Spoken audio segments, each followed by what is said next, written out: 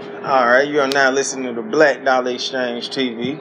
I got my dog Ferrari Simmons. I appreciate him coming out talking with us, man. So everybody get a chance to know the guy a little better. I'm definitely a fan of him. I've been checking him out. So let's get into it. So is it true that you had a scholarship to run track at South Florida? Yeah, I had a partial track scholarship, partial academic scholarship. Okay. Ran track in Florida, University of South Florida, Tampa, Florida. I was just always an athlete. I used to try to rap. Okay. So I always did sports and music. I was always around music. Okay. Sounds good. So, as far as your athleticism, I know you do your thing as far as Stone Mountain. You ride the belt line from time to time. Do you consider yourself like a health advocate, or is it something you just do for your well-being? Or it's just something that was just instilled in me when I was a kid, because I always was in sports. So okay. I always played basketball, football, track, and of course, if you're an athlete, you have to be as healthy as possible to compete. Right. And then when you go to college, everything is health. Everything is eating clean, no smoking, no drugs, no nothing. When you're a college athlete, everything is taking care of your body to perform at the highest level that you can. So, as you get older, I mean, I don't know how old are you? I'm 29. Okay, yeah. Well, as soon as you hit 30, for some reason, man, your bones start hurting a little bit. All that, man. So, I just try to make sure I do things and I stay active and I try to eat better. I never really was a soda drinker, but that was from when I was running track and playing sports. I never really drank soda or alcohol like that. It was always just socially. I'm always with water, and I'm always trying to think about how I'm eating, and you know what I'm saying, it's able to make me feel better at an older age. You put me on game with that, because I'm actually in the same boat right now. Okay. Trying to get better with my eating and my working out, so I appreciate those jewels. You say you played a little basketball, so I'm guessing you got a little crossover skill. I'm jump cool. shot. If I could get streaky now, I hit like 4-5 in a row. But basketball, I just was like the hustler on the team. And, I played good defense and stuff like that. Basketball, more so football though. I was pretty good with football. I just was short. What position you play? I played corner. Oh, okay. I started on varsity. Sophomore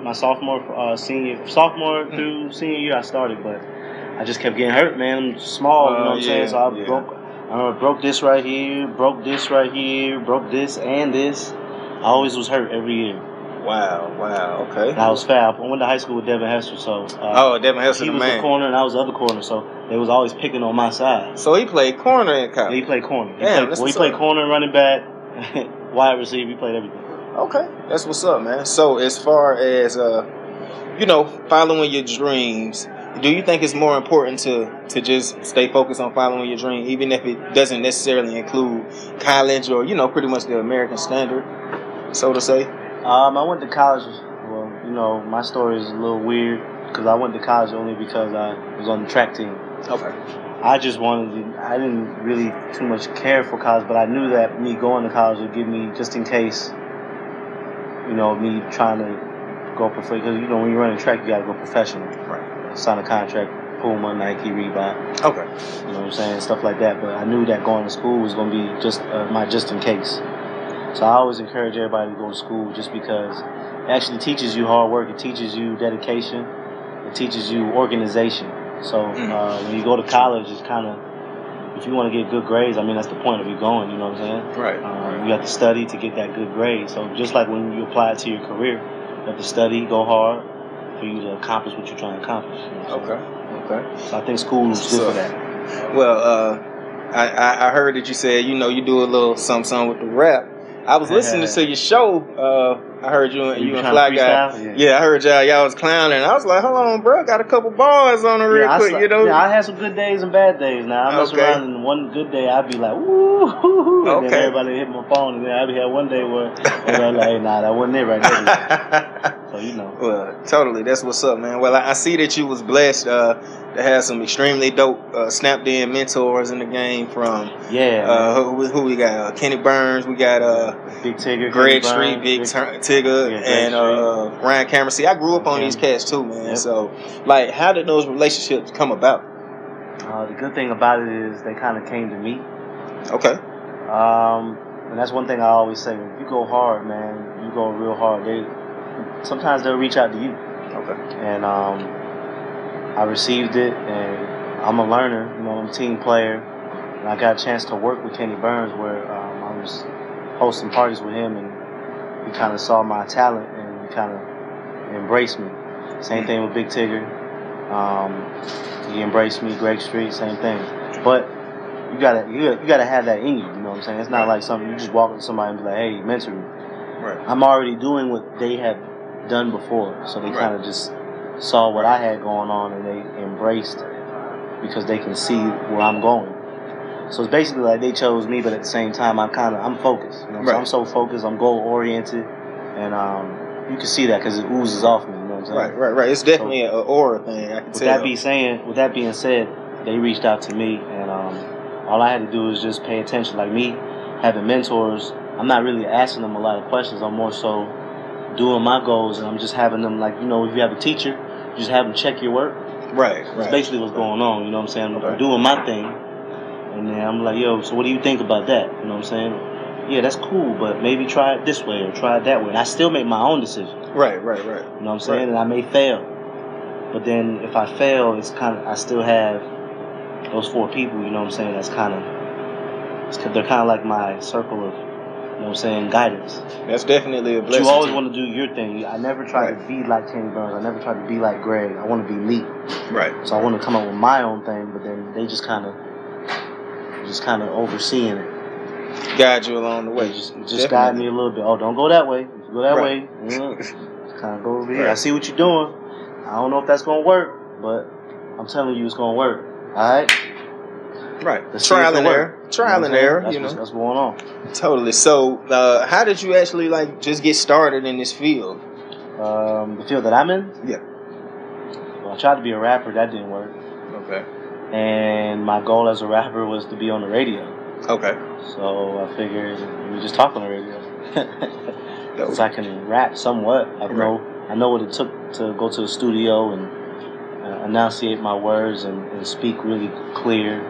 I felt like I had the personality. I always was that kid in school and I always say this to whoever's watching this, pay attention to what you're effortlessly great at. You know what I'm saying? I was always that kid in school, middle school, elementary school, whatever. I would always just stand up in front of all the kids, the entire school. I never was nervous.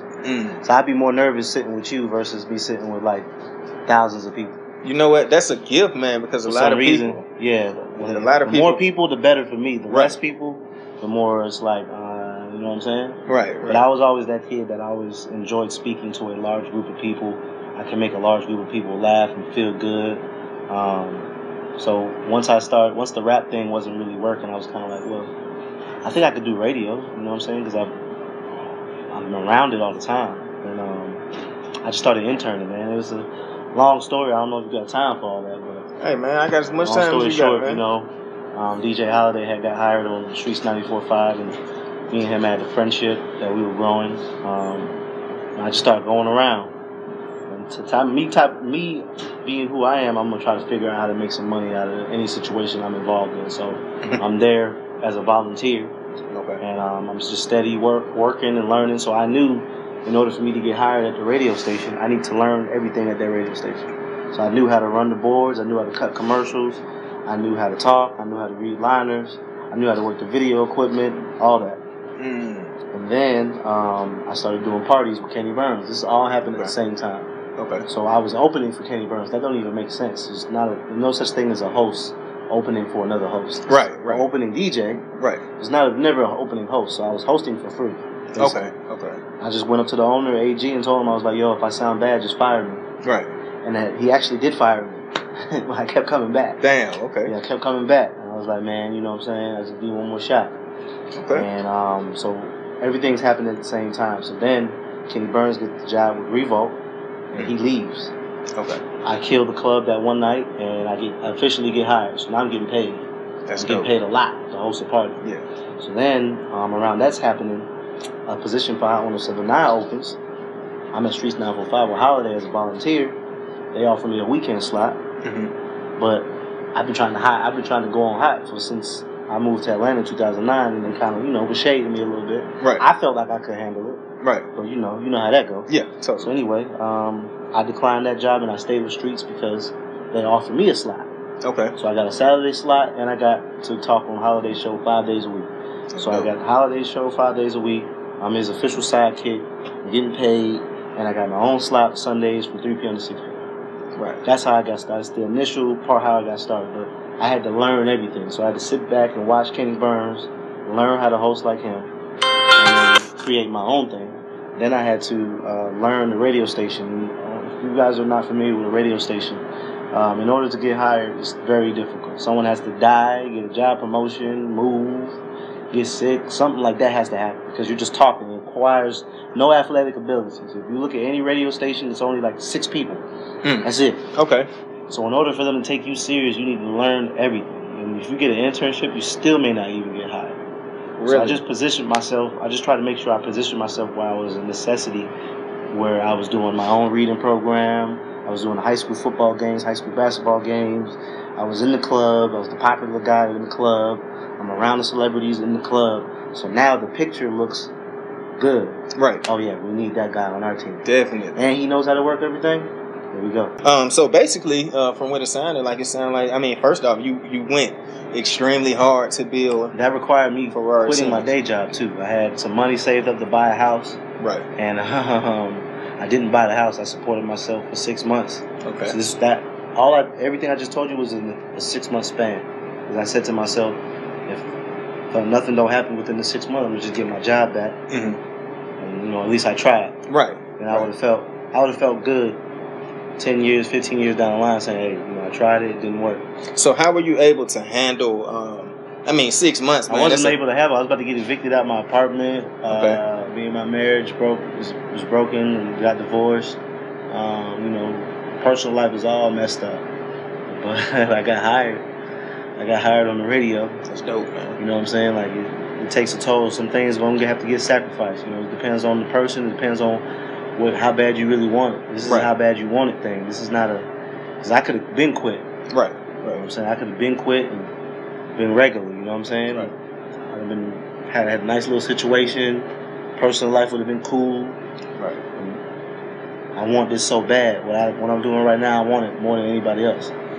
Another thing I rock with, man, which is super dope to me, man. I see that you deal with the youth. You rock with the kids, which people gotta understand they are the future. So you gotta instill something in them. I see that you're doing the reading with Rory. Yep. Can you give me like the basis of that? Like what's going on with that? I have kids. I got 3 kids. Okay. So I have a 9-year-old, a 5-year-old about to be 6, and a newborn. Okay. And I read to my kids. So this is something that I already do. I figure, again, it comes back to you do what you effortlessly can do for whatever it is. Like, this is something that I already do. Right. So being that I already have kids, it makes sense to do things with kids. Right. And then it just works itself. So I think when I go read the kids, they see me in a different space because, outside of a doctor, a lawyer, whoever, someone in a shirt and tie, I don't have that on. I got tattoos and hat. Right. You know what I'm saying? So the kid's kind of like, hey, okay, he looks kind of cool. I like the way he dressed. But then I'm coming in on a positive, like, yo, pay attention in class. You know what I'm saying? Learn how to read. Learn how to speak. You know what I'm saying? Like, I think the slang is so adopted that people actually don't learn how to speak, intelligently. So my job requires intelligent speaking. I have to be able to be perceived in a good space across, because I have to be I have to be very broad. I have to be able to come across well to all genres. Totally. You know what I'm saying? All races need to be able to understand what I'm saying. Right. Came on that bit like that. I'm not talking about. Right. I slide in there once in a while. Right. Then I come right back because I gotta read. I gotta read large paragraphs of words all day, every day. So that comes with my job description. So I'm explaining to the kids, this is my job.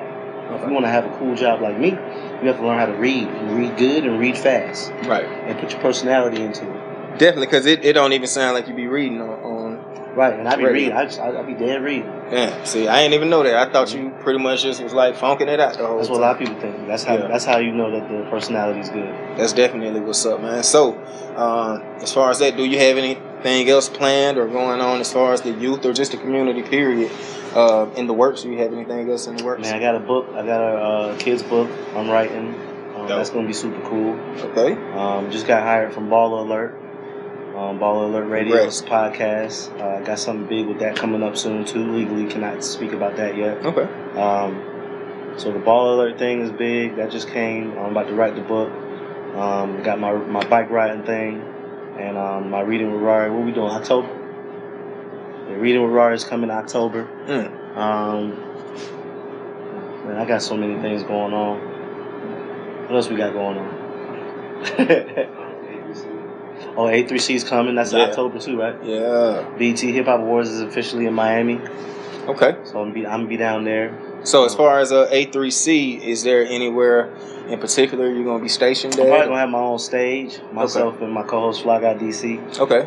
Streets 945 Monday through Friday, 6 p.m. to 10 p.m. We have our own stage. Okay. Yeah. So we got our own stage. I do a open mic every other week with TJ Making Moves.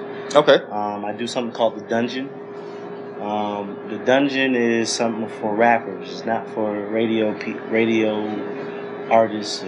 This is straight grimy. You can come on that thing. You can curse. You can say whatever you want to say. I'm talking about it's real raw and grimy. Right. That's what's up. Because if you listen to battle rap, it's real raw and grimy. It doesn't have a commercial appeal. Okay. It's usually in grimy areas. Sometimes it's on the street. So I just wanted to bring that to a radio feel. Just sprinkle a little radio feel on it, just because I don't think that gets commercial. I'm a fan of that genre, that whole battle rap, Smack TV. What you know about Smack TV, man? What you know about that? I'm a fan of stuff like that. So what I try to do is look for the rappers, man. I look for the rappers, come on the show. Okay. You know what I'm saying? I take them into the dungeon. It's this little room, little booth. We call it the dungeon because we in Atlanta. Dungeon family. Right. Gip and all them. Shout out to them. Yeah, man. That's my prized thing right now, the dungeon. Okay. So, elaborating on that a little more, I'm guessing the dungeon would consist of a lot of underground artists. Yeah, a lot of underground artists. Is there any underground artists on your radar at this time that you listening to, that you rocking with? Man, I listen to a lot of underground artists. Okay. I like John the Don. Okay. I really like him a lot. Elway, I like Elway. What's his name? Shanti Brown. I like KD Gotti. Okay. I think it's a dude named Shanti Brown. I'm on him, man. This new dude, Drew. He got the new song called 1.3. If I hear a dope song, I play it on the radio. I'm gonna play it the next day. That's what's up. If I have to clean it up myself in the studio, I'll clean it up in the studio and play it. That's what's up. So I always listen. I always try to give an artist a shot, and I try to give them encouragement, because I remember when I was trying to rap, I don't remember any radio personality giving me any type of encouragement. You gotta remember, some of these guys is robbers, scammers, and got day jobs and families to feed too. So I try to give them some type of encouragement to keep going and keep pushing, because you don't want nobody to quit. Right, of course. Everybody's one hit away.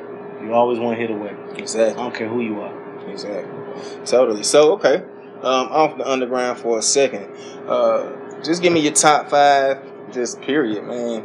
Regardless of the genre. Top 5 what? Period. Top 5 artists, yeah. Ever? Regardless of the genre, regardless of why you gonna do that to me? I wasn't prepared for that. Hey, I gotta catch you by surprise. I'm a big Tupac fan, so I say Tupac number 1. All right. I'm gonna go. I'm over 30, so my list is gonna be different. So Tupac number 1, Biggie number 2, Jay-Z number 3, Andre 3000 number 4. That's actually my number 1 though. He's actually my personal favorite, but okay. As a student of the game, I gotta put Pac and Big and Jay before Andre. Okay. But my personal favorite is Andre 3000. That's my guy. Come on. He had came to the club and told me I was doing a good job in the DJ booth. When I was on the mic, I almost I never get starstruck, but for that guy, he's like one of my, you know what I'm saying? He dope, man. That's number 4. Number 5.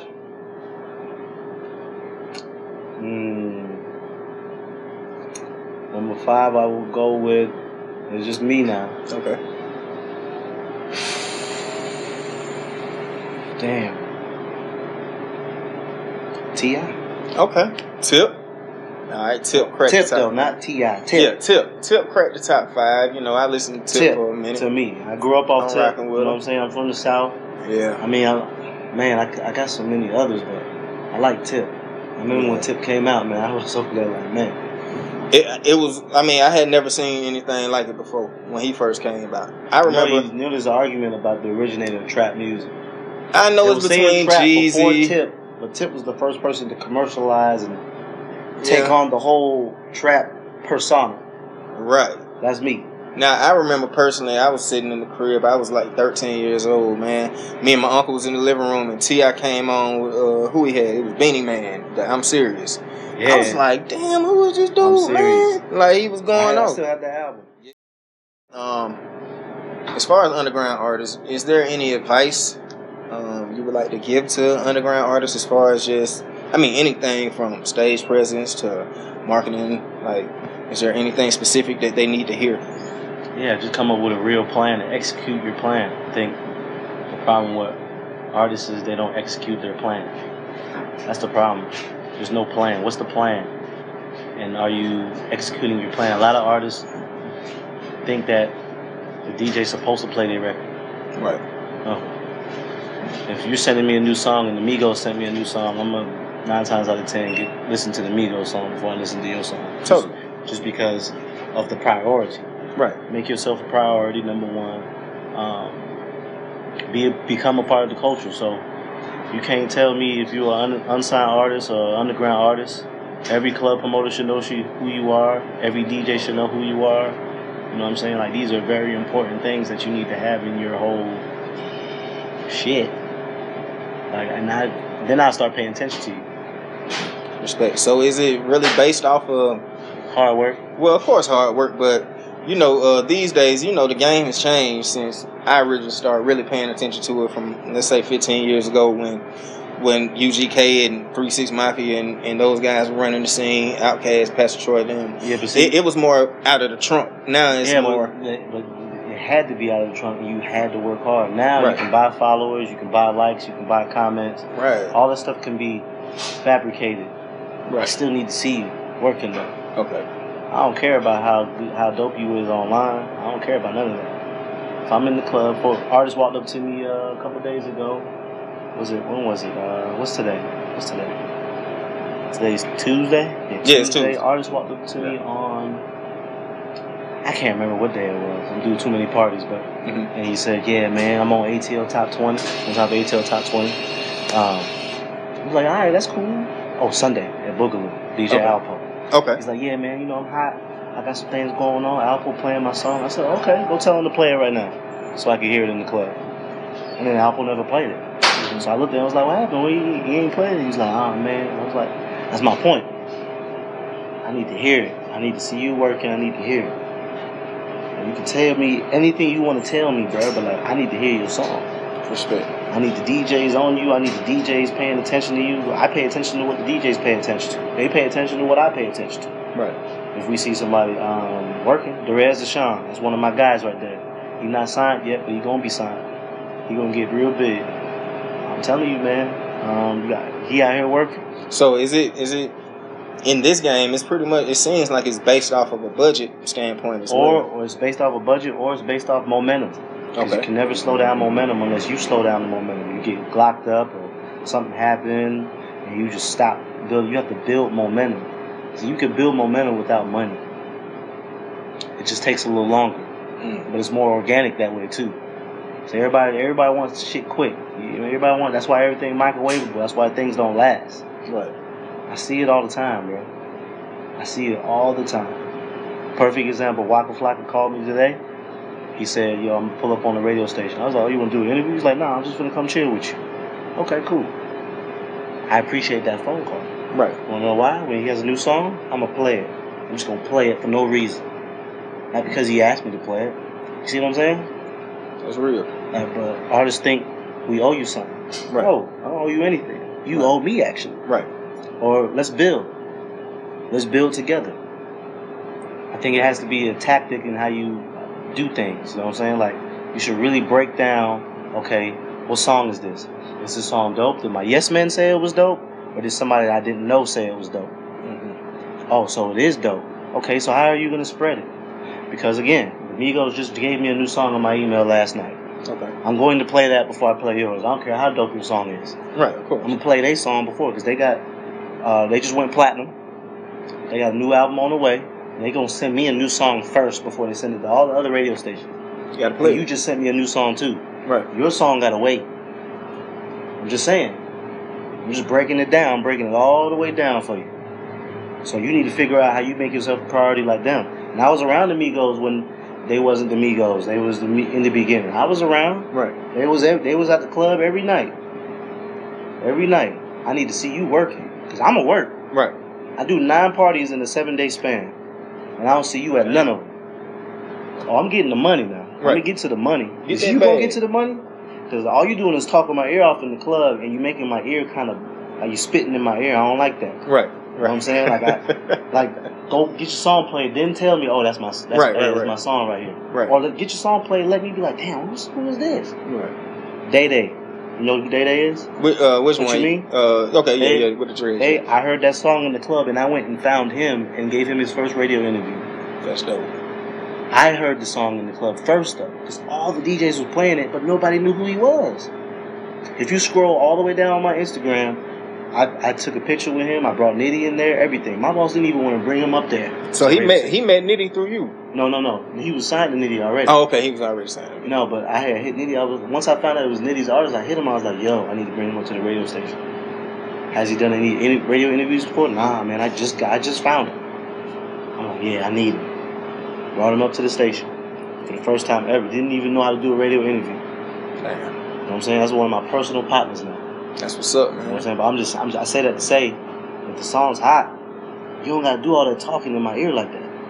Go holler at the DJs. Radio is not the first thing you need anything. Radio is last thing. Radio is just like the exclamation point at the end of your sentence. You know what I'm saying? You still need a compound sentence.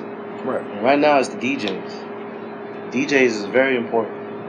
And if they don't like you and they don't rock with you, you ain't gonna get played. So right. And if you start paying them, which you can, then they're gonna expect the payment every time. Right. Or you can build with them, and they start supporting you, and then over time, hey, I appreciate you. Good looking out. You break bread with them, right? Instead of paying them. Hey, but what do I know? You just Ferrari Simmons, 94.5. You know what I'm saying? Ball alert. So let me go to another subject. The Charlottesville situation. Do you think that will open the eyes of people who are viewing Kaepernick as such a... Which people? I mean, just people who... well, I guess I would say that side of people who really feel like it's not a big deal as far as the oppression and the race wars and things of that nature. Do you think it will open more eyes, or do you think it'll just get swept under the rug eventually, like a lot of the things in media? Well, it didn't get swept under the rug only because our president, I call him Mr. Orange Man. 45. He's orange. He had to speak on it. Right. And he generalized everybody, and he was tweeting about it. I just don't appreciate this president at all. I hope he gets impeached, but not looking like it. But I know for a fact that what happened has an impact because we're seeing it in the NFL. Right. No arrest made. Might have to fact check that. As of right now, no arrest made, no charges. None of that happened. Even the guy that did that one alone. I'm saying it was other things going on. Okay. So you talking about the car running in and killing the white girl? Yeah. He's been charged. Outside of that, no arrests, no nothing. Seth DeVal, Cleveland Browns.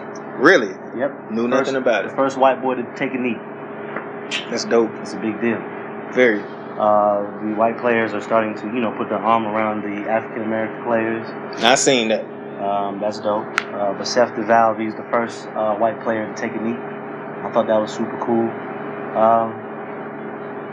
I think my views on that are very more so like, okay, what's the course of action? You know what what I'm saying? Like, Right. let's come up with a course of action. Right now, everyone's following, the First Amendment right. But what's the course of action? So that's my thing on it. Like, what are we going to do? Are we going to boycott the NFL or not? Are we going to do this or no? You know what I'm saying? That's more so my thing on it.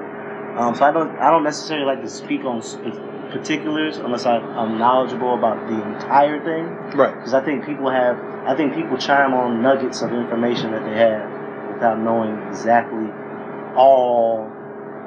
the whole thing. And of course, the police brutality and things like that. But also, you're offending the people who fought for this country. You know what I'm saying? One of my cousins is a war veteran, and he was very offended that Colin Kaepernick. He's black.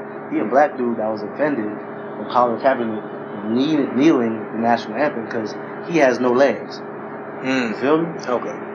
So I say that to say the kneel needed to be justified, and he said why he kneeled because of the police brutality and African Americans. But you gotta remember that comes a different way to different people. Right. So with me, in regards to the NFL and stuff like that, NBA is gonna be a little different than the NBA.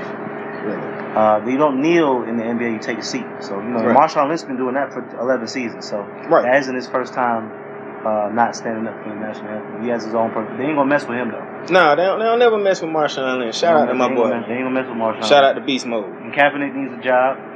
I do think he needs a job. It's going to get pretty bad if he doesn't get hired. Yeah. Because he's better than a lot of these backups and third stringers. I think he can start in certain teams. I mean, he went to start on the Jets. He was supposed to go to the Dolphins, but they picked up bum-ass Jay Cutler. I appreciate your political views. I appreciate you being 100 with me. Political is so touchy because there's so many different ways it can go, and people argue their particular points, but then there's just so many different angles to go. Right. On political, and there's so many things that we all don't know the entire thing of. So we're always arguing our point from a standpoint of what we know. Right. But we all don't know everything. Right. In regards to the political stances. So political things are always so touchy for I just think for everybody in America. Totally. Even the politicians, man. You can sit up here when you watch the presidential debate, you just be looking like, all right. I mean, that's pretty much what we were left with anyway, from that debate. So I totally understand. Well, last but not least, I want to know, is there anything in particular you want to let your fans know, or just your future fans, or just people in general? Ball alert, ball alert, ball alert, ball alert. Okay. Ball alert radio. Shout out to Baller Alert. That's about to be the new wave, man. Shout out to Baller Alert. Shout out to my boy Ferrari Simmons, 94. Kenny Burns was happening. Sue Solo was happening. Streets 945, Monday through Friday, 6 p.m. to 10 p.m. Myself, Fly Guy DC. What up, BT? What's up? FerrariSimmons.com. Rari Snapbacks coming. I got the leather joints coming on Labor Day. Labor Day, the leather Rari Snapbacks will release. I don't even have one on today, but Rari Snapbacks. FerrariSimmons.com. All black leather joints. Be selling those all the way through the winter months.